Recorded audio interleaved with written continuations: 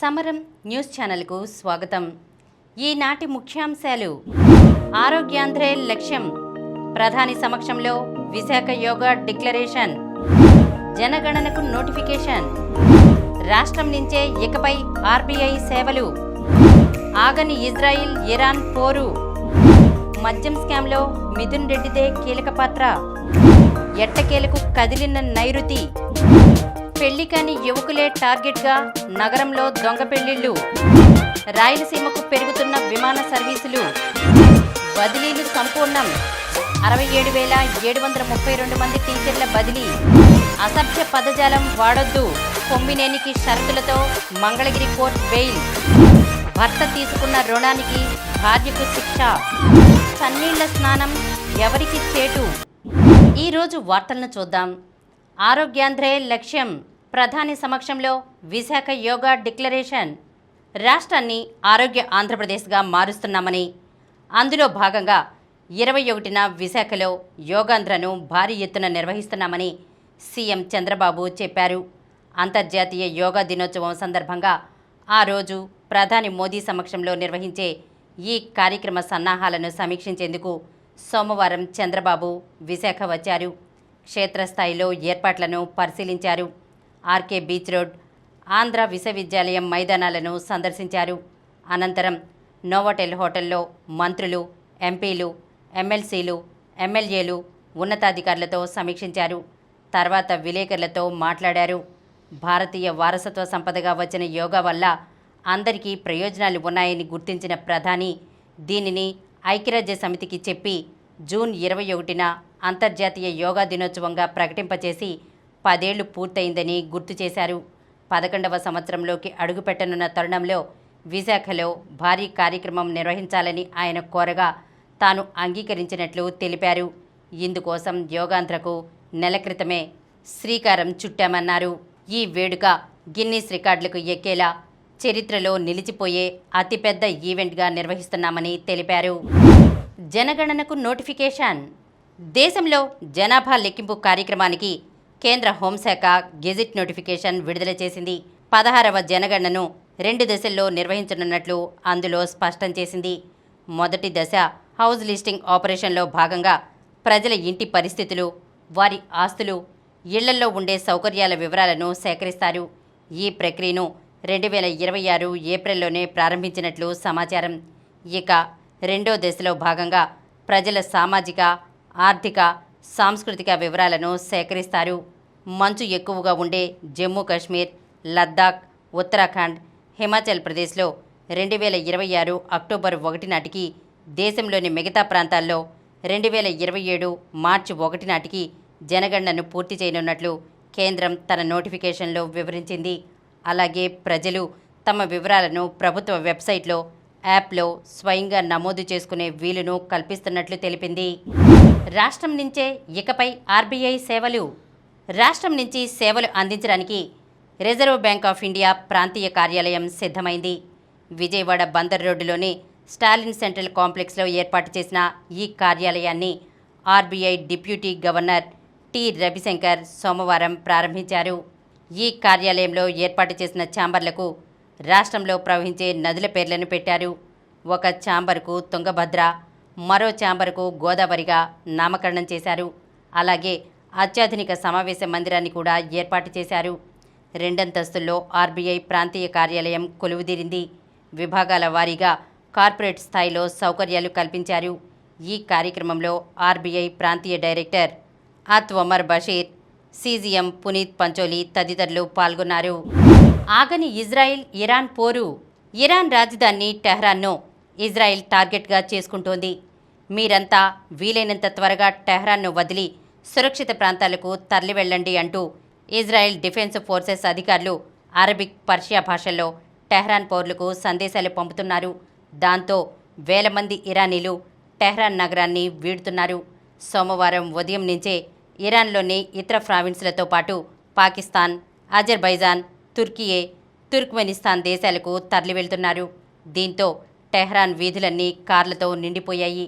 పాకిస్తాన్ సరిహద్దుల్లో గేట్లను తోసుకుంటూ లోనికి వెళ్తున్న దృశ్యాలు సోషల్ మీడియాలో వైరల్ అవుతున్నాయి. టెహ్రాన్ పౌరులు పరిశ్రమల్లో పనిచేసే కార్మికులకు సందేశాలు పంపాం. మేము టార్గెట్గా చేసుకోబోతున్న ప్రాంతాల వివరాలను అందజేశామని ఐడిఎఫ్ అధికార ప్రతినిధి మేజర్ కమల్ పెన్హాసీ పిలుపునిచ్చారు. ఇజ్రాయెల్ రక్షణ మంత్రి కాడ్జ్ కూడా ఇవే హెచ్చరికలు చేశారు. దీంతో సోమవారం అర్ధరాత్రి నుంచి టెహ్రాన్పై భీకర దాడులు చేసేందుకు ఐడిఎఫ్ సిద్ధమైనట్లు తెలుస్తోంది. మద్యం స్కామ్లో మిథున్ రెడ్డిదే కీలక పాత్ర.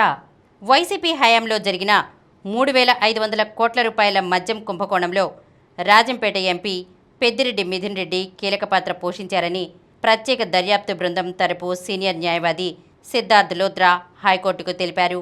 అప్పట్లో లిక్కర్ పాలసీ రూపకల్పన, అమలులో మిథున్ రెడ్డి అన్నీ తానే వ్యవహరించారని చెప్పారు. ముడుపులు చెల్లించిన కంపెనీలకే మద్యం ఆర్డర్లు ఇచ్చారని పేర్కొన్నారు. అక్రమంగా ఆర్జించిన సొమ్మును వివిధ మార్గాలు, నకిలీ కంపెనీల ద్వారా మళ్లించారన్నారు. ఈ మేరకు హైకోర్టులో ఆయన వాదనలు వినిపించారు. ప్రభుత్వ ఖజానాకు 3,500 కోట్ల రూపాయల మేరకు నష్టం చేశారు. మద్యం ముడుపుల ద్వారా వచ్చిన 5 కోట్ల రూపాయల సొమ్మును డీకాట్ లాజిస్టిక్స్ నుంచి మిథున్ రెడ్డి కుటుంబ సభ్యులకు చెందిన పిఎల్ఆర్ ప్రాజెక్ట్స్కు చేరాయి. పిఎల్ఆర్ సంస్థలో 100% షేర్లు మిథున్ రెడ్డి కుటుంబ సభ్యులవే. పిఎల్ఆర్ ప్రాజెక్టుతో తనకు ఎలాంటి సంబంధం లేదన్న మిథున్ రెడ్డి వాదనలో అర్థం లేదు. ముడుపుల వసూళ్ల గురించి పత్రికల్లో వార్తలు రావడంతో డీకాట్ లాజిస్టిక్ నుంచి వచ్చిన సొమ్మును తిరిగి ఆ సంస్థకే చెల్లించారు. అయితే ఆ సొమ్మును నగదు రూపేణా వివిధ మార్గాల్లో తిరిగి పిటిషనర్ ఖాతాలకే చేరింది. ముడుపుల ద్వారా వచ్చిన సొమ్ము అంతిమంగా ఎవరి ఖాతాలోకి చేరిందనే విషయాన్ని వెలికి తీసేందుకు దర్యాప్తు కొనసాగుతోంది. ఎట్టకేలకు కదిలిన నైరుతి. సుమారు 19 రోజుల పాటు నిలిచిపోయిన నైరుతి రుతుపవనాలు ఎట్టకేలకు పుంజుకున్నాయి. మధ్య ఉత్తర అరేబియా సముద్రం, గుజరాత్, విదర్భ, ఛత్తీస్గఢ్, ఒడిశాలో పలు ప్రాంతాలు, కొంకణ్, మధ్య మహారాష్ట్ర, తెలంగాణలో మిగిలిన ప్రాంతాలకు విస్తరించాయి. రానున్న 2-3 రోజుల్లో గుజరాత్, మహారాష్ట్ర, విదర్భ, ఛత్తీస్గఢ్, ఒడిశా, పశ్చిమ బెంగాల్, జార్ఖండ్, బీహార్, ఉత్తరప్రదేశ్లోనూ విస్తరించనున్నాయి. గుజరాత్ పరిసరాల్లో కొనసాగుతున్న ఉపరితల ఆవర్తనం ఈ రోజుకు అల్పపీడనంగా మారనుంది. ఇంకా వాయువ్య బంగాళాఖాతంలో ఉపరితల ఆవర్తనం కొనసాగుతోంది. వీటి ప్రభావంతో రుతుపవనాలు చురుగ్గా కదులుతాయని వాతావరణ శాఖ తెలిపింది. పెళ్లి కాని యువకులే టార్గెట్గా నగరంలో దొంగ పెళ్లిళ్లు. నగరంలో మ్యారేజ్ బ్యూరోలుగా చెప్పుకుంటున్న కొంతమంది ఓ గ్యాంగ్గా ఏర్పడి పెళ్లి కాని యువకులను మోసం చేస్తున్నారు. పెళ్లి చేస్తామని చెప్పి ఆభరణాలను, నగదును లాగేసుకుంటున్నారు. ఈ గ్యాంగ్ చేస్తున్న ఆగడాలు ఒక్కొక్కటిగా వెలుగులోకి వస్తున్నాయి. ఇటీవల పిఎన్బిఎస్ కేంద్రంగా మొత్తం 3 ఘటనలు జరిగితే వాటిలో 1 మాత్రమే పోలీసుల వరకు వెళ్ళింది. పెళ్లై భర్తకు దూరంగా ఉంటున్న మహిళల వివరాలు సేకరించి పెళ్లి కాని యువకుల జీవితాల్లోకి పంపుతున్నారు. తద్వారా ఈ గ్యాంగ్ ఆర్థికంగా లాభపడుతోంది. పెళ్లి చూపులు పూర్తి కాగానే వెంటనే ముహూర్తాలు పెట్టేస్తున్నారు. దుర్గమ్మ ఆలయంలో కానీ, ఇతర ఆలయాల్లో కానీ తూతూ మంత్రపు పెళ్లిళ్లు చేసేస్తున్నారు. రాయలసీమకు పెరుగుతున్న విమాన సర్వీసులు. బెజవాడ నుంచి రాయలసీమ ప్రాంతాలకు విమానయానం ఊపందుకుంటోంది. ప్రాంతీయ విమానయానంలో విజయవాడ నుంచి రాయలసీమ ప్రాంతానికే ఎక్కువ సర్వీసులు నడుస్తుండడం విశేషం. ఇప్పటికే తిరుపతి, కడపకు విమాన సర్వీసులు నడుస్తుండగా జూలై 2 నుంచి కర్నూలుకు విమాన సర్వీసు ప్రారంభం కాబోతోంది. దీంతో విజయవాడ నుంచి రాయలసీమకు నడిచే విమానాల సంఖ్య 3కు చేరింది. విజయవాడ నుంచి రాయలసీమకు ప్రస్తుతం నడుస్తున్న తిరుపతి, కడప సర్వీసులను ఇండిగో విమానయాన సంస్థ నడుపుతోంది. కర్నూలుకు కూడా ఇండిగో సర్వీసును నడుపుతున్నట్లు ప్రకటించడమే కాకుండా బుకింగ్ను కూడా ప్రారంభించింది. రాయలసీమ ప్రాంతాలకు 90% పైగా ఆక్యుపెన్సీ ఉండడంతో ఇండిగో సంస్థ వరుసగా ఆ ప్రాంత జిల్లాలకు సర్వీసులు నడిపేందుకు ఆసక్తి చూపుతోంది. బదిలీలు సంపూర్ణం. 67,732 మంది టీచర్ల బదిలీ. రాష్ట్రంలో పెద్ద ఎత్తున ఉపాధ్యాయులు బదిలీ అయ్యారు. ఏకంగా 67,732 మంది టీచర్లు పాఠశాలలు మారారు. భారీ సంఖ్యలో చేపట్టిన ఉపాధ్యాయుల బదిలీ ప్రక్రియను పాఠశాల విద్యాశాఖ 25 రోజుల వ్యవధిలోనే పూర్తి చేసింది. ఈ మేరకు పాఠశాల విద్యాశాఖ డైరెక్టర్ వి విజయరామరాజు సోమవారం ఓ ప్రకటనలో టీచర్ల బదిలీ ప్రక్రియ పూర్తయినట్లు తెలిపారు. 4,477 మంది టీచర్లకు పదోన్నతి కల్పించినట్లు పేర్కొన్నారు. అసభ్య పదజాలం వాడొద్దు. కొమ్మినేనికి షరతులతో మంగళగిరి కోర్టు బెయిలు. రాజధాని ప్రాంత మహిళలను కించపరిచేలా వ్యాఖ్యలు చేసిన కేసులో సాక్షి టీవీ యాంకర్ కొమ్మినేని శ్రీనివాసరావుకు సుప్రీంకోర్టు ఆదేశాల మేరకు మంగళగిరి కోర్టు షరతులతో కూడిన బెయిల్ మంజూరు చేసింది. కోర్టు అనుమతి లేకుండా విదేశాలకు వెళ్లరాదని స్పష్టం చేసింది.